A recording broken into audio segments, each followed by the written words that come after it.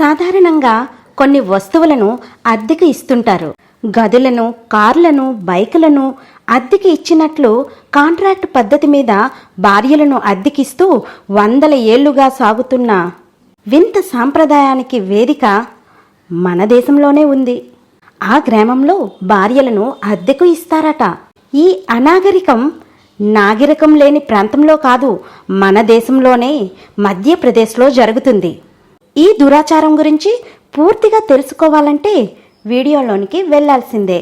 ముందుగా వీడియోని లైక్ చేసేయండి, మీ అభిప్రాయాన్ని కామెంట్ చేయండి. ఇంకా సబ్స్క్రైబ్ చేసుకోకపోతే సబ్స్క్రైబ్ చేసేసుకోండి. Welcome to my channel voice of Gayatri. భార్యలని అద్దెకిచ్చే భర్తలు, అందం, వయసుని బట్టి రేటు. ఈ దురాచారాన్ని ఎప్పుడైనా విన్నారా? పేద మహిళలను డబ్బులున్న వ్యక్తులు అద్దెకు తీసుకువెళ్తారు. ఆమె అందం, వయసుని బట్టి భర్తలకు అద్దె చెల్లిస్తారు. అందుకోసం రాతపూర్వకంగా అగ్రిమెంట్ కూడా చేసుకుంటారు. ఆమె అతనితో భార్య చేయవలసిన అన్ని పనులు చేయాల్సి ఉంటుంది. ఇది ఒక ఆటవిక ఆచారం. అలా అని ఎక్కడో నాగరికతం లేని ప్రాంతంలో ఇది లేదు, మన దేశంలోనే జరుగుతుంది. మహిళలను దేవతలుగా, ఆది పరాశక్తులుగా కొలిచే సనాతన భారతదేశం మనది. అయితే అవి కేవలం గ్రంథాలు, పుస్తకాలకే పరిమితమవుతున్నాయా? స్త్రీమూర్తులను గౌరవించాలని బోధించిన మన పురాతన విద్యా విధానం కనుమరుగైపోతుందని ఒక్కోసారి అనిపిస్తుంది ఇటువంటి దురాచారాలు వింటున్నప్పుడే. ఒకవైపు చూస్తే అత్యాచారాలు, హత్యలు, దేశంలో మహిళలపై లైంగిక వేధింపులు, అత్యాచారాలు సర్వసాధారణమైపోతున్నాయంటే అబద్ధం కాదేమో కదా. నిత్యం ఏదో ఒక చోట మహిళలపై అఘాయిత్యాలు జరుగుతూ ఉండటమే అందుకు నిదర్శనం.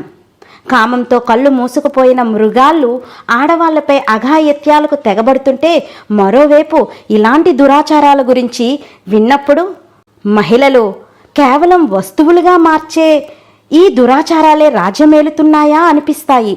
భార్యలను కట్టుకున్న భర్తలే పరాయి మగాళ్లకు రేట్లు కట్టి మరీ అమ్మేస్తున్నారంటే పరిస్థితి ఎంత దారుణంగా ఉందో అర్థం చేసుకోవచ్చు. రోదసిలోకి రాకెట్లు పంపేంత ఘనత సాధించిన మన సమాజంలో దురాచారాలను రూపుమాపటంలో మాత్రం ఇంకా వెనకబడే ఉన్నామని ఈ మధ్యప్రదేశ్ అమల్లో ఉన్న దడీచా ప్రథ వేలెత్తి చూపుతూనే ఉంది. మన దేశంలో ప్రాచీన కాలం నుండి నేటి వరకు స్త్రీని అంగడి వస్తువుగా, ఒక విలాస వస్తువుగా భావిస్తూ వస్తోంది సమాజం. నాటికి నేటికి ఈ సమాజంలో ఎలాంటి మార్పు రాకపోగా ఇంకా మితిమీరుతుంది. ఇప్పటికే వ్యభిచార గృహాల్లో, అంగట్లో సరుకుగా స్త్రీ మారిపోయింది.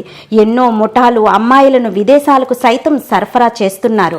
కాంట్రాక్టు పద్ధతి మీద భార్యలను అద్దెలకిస్తూ వందల ఏళ్లుగా సాగుతున్న వింత సాంప్రదాయానికి కాదు ఈ దురాచారానికి వేదిక మధ్యప్రదేశ్. ఈ రాష్ట్రంలోని శివపురి జిల్లాలోని గ్వాలియర్ రాచరికానికి, రాజపుత్రులకు, సాంప్రదాయాలకు, కట్టుబాట్లకు పెట్టింది పేరు.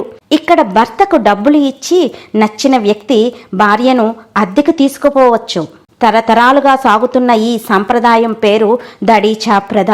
షోరూమ్స్లో బొమ్మల్ని నిలబెట్టినట్టు ఈ భార్యల మార్కెట్లో మహిళలు వరుసగా నిలబెట్టి మరీ అద్దెకిస్తారట. ఇంత బహిరంగంగా ఇలాంటి ఘోరం జరుగుతుంటే ప్రభుత్వం గాని, అధికారులు గాని పట్టించుకోరా అని మీకు అనుమానం రావచ్చు. కానీ ఇక్కడ అలాంటి పప్పులు ఉడకవు. ఈ వ్యవహారానికి పూర్తి చట్టబద్ధత కూడా ఉంది. 10 రూపాయల రెవెన్యూ స్టాంప్ పేపర్ల మీద ఒప్పందానికి రక్షణ కల్పిస్తారు. అద్దె సమయంలో ఆ స్త్రీకి ఏం కాకుండా చూసుకోవలసిన బాధ్యత అద్దెకు తీసుకున్న వ్యక్తులదే. ఆమెకు ఏమైనా జరిగితే దానికి పూర్తిగా అద్దెకు తీసుకున్న వ్యక్తి బాధ్యత వహించాలి. అయితే ఇది కేవలం పేపర్లకు మాత్రమే పరిమితం. మహిళ అనారోగ్యంతో ఉంటే ఆ స్త్రీని ఎక్కడ నుండి తెచ్చుకున్నాడో అక్కడే వదిలేసి వెళ్ళిపోతారు. ఇక్కడ మరో షరతు ఉంది. అద్దెకు భార్యను తీసుకువెళ్లే వ్యక్తికి భార్య ఉండకూడదు, అంటే పెళ్ళై ఉండకూడదు. కానీ భార్యలు ఉన్నవారు కూడా ఆ విషయాన్ని దాచిపట్టి అద్దెలకు భార్యలను కొనుక్కుంటారు. అద్దెకు వెళుతున్న స్త్రీల మనోభావాలు ఇక్కడ పరిగణంలోకి రావు. మంచి బేరం కుదిరితే భర్తలు తమ భార్యలను పరాయి పురుషుడి వెంట పంపిస్తారు. అందంగా ఉన్న మహిళలకు అద్దె ఎక్కువ పలుకుతుంది. నెల నెల అద్దె నుండి సంవత్సరం మొత్తానికి అద్దె చెల్లించే పద్ధతి ఇక్కడ ఉంది. ₹1,00,000 నుండి అత్యధికంగా 20 లక్షల వరకు ఉంటుంది. ఈ సమయంలో స్త్రీలు గర్భం దాల్చినా అద్దెకు తీసుకున్న వ్యక్తి ఎలాంటి బాధ్యత వహించడు. దేశం మొత్తం మహిళలు తమ హక్కుల కోసం పోరాడుతుంటే ఇక్కడ స్త్రీలు తమ భవిష్యత్తు గురించి పోరాడారా అంటే గ్వాలియర్ ప్రాంతంలో భర్తలకు భార్యల మీద పూర్తి హక్కులుంటాయని తరతరాలుగా ఇక్కడ సమాజం నమ్ముతూ వస్తుంది. వివాహం జరిగిన తర్వాత ఆ స్త్రీని భర్త ఏం చేసినా నోరు విప్పరు ఇక్కడ మహిళలు. తమ సమాజ కట్టుబాట్లకు ఉల్లంఘించడానికి గ్వాలియర్ మహిళలు ఇష్టపడరు. వీరి జోలికి వెళ్లటానికి పోలీసులు సైతం సాహసించరు. ఇప్పుడిప్పుడే కొందరు స్త్రీలు ఈ వ్యవహారాన్ని వ్యతిరేకిస్తున్నా పోలీసులకు ఫిర్యాదు చేసినప్పటికీ సాక్ష్యం చెప్పటానికి ఎవ్వరూ ముందుకు రారు. కట్టుబాట్లతో పాటు పేదరికం కూడా ఇక్కడ స్త్రీలు దడీచా ప్రదా వైపు మొగ్గు చూపుతున్నారు. జానెడు పొట్ట నింపుకోవటానికి భర్తలు కూడా మనసు చంపుకొని భార్యలను అద్దెలకిస్తున్నారు. దీనిలో కీలక పాత్ర పోషించేది దళారులే. పేదరికంలో మగ్గిపోతున్న కొన్ని కుటుంబాల దగ్గరికి వెళ్ళి వారికి డబ్బు ఆశ చూపుతారు. వీరి మాటలను నమ్మిన భర్తలు తమ భార్యలను అద్దెకు పంపటానికి సిద్ధమైపోతారు. ఇంత చేస్తే ఎక్కువ భాగం దళారులు జేబుల్లోకే వెళ్ళిపోతుంది. బాధితులకు ముట్టేది మాత్రం 10 నుండి 15,000 మాత్రమే. పేదరికం సృష్టించే అనేక విపరీతాలలో ఇలాంటి వింత ఆచారం ఒకటని నిపుణులు అంటున్నారు. ఈ తరహా దురాచారాలను రూపుమాపి మహిళల జీవితాల్లో వెలుగులు నింపాలని సామాజికవేత్తలు ప్రభుత్వానికి విజ్ఞప్తి చేస్తున్నారు. ఈ వీడియో మీకు నచ్చినట్లయితే లైక్ చేయండి. కామెంట్ సెక్షన్లో మీ అభిప్రాయాన్ని తెలియజేయండి.